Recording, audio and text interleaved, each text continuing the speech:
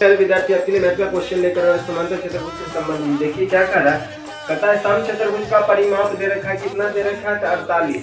यानी क्या है, यानी 4a का मान कितना है, तो 48 है। यानी a का मान आ गया 4 से कट गया तो कितना आ गया 12 सेंटीमीटर। यानी सम चतुर्भुज के भुजा का मान आ गया 12 सेंटीमीटर। अब क्या कर रहा है, इसका अधिक कोण न्यून कोण का क्या है, दुगुना है।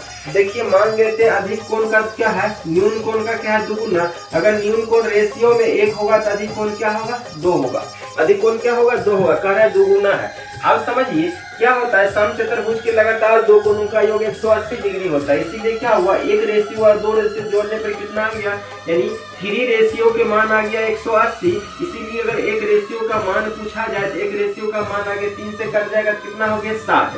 अगर हमसे दो रेशियो का मान पूछा जाए तो कितना आ गया 60 दूनी 120।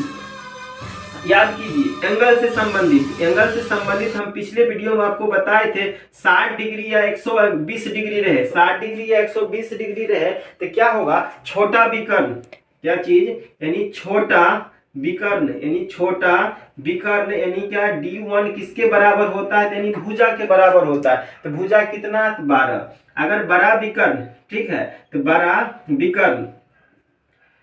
विकर्ण यानी D2 किसके बराबर होगा, तो क्या होगा, √3 गुने भुजा के बराबर। तो क्या हो गया 12√3। अब देखिए पहला विकर्ण दूसरा विकर्ण आगे समचतुर्भुज का क्षेत्रफल यानी एरिया। समचतुर्भुज का एरिया क्या होगा, 1/2 गुने D1 गुने क्या होगा D2, यानी 1/2 गुने D1 का मान कितना है, तो 12। D2 का मान क्या है, तो 12√3। 2 से काट दिया तो कितना हो गया 6, गुना पर करने पर आ गया 72√3 सेंटीमीटर स्क्वायर। तो कौन सा ऑप्शन यानी बी ऑप्शन क्या होगा, सही होगा। इसी प्रकार आगे भी क्वेश्चन लेंगे। फिलहाल इतना, धन्यवाद।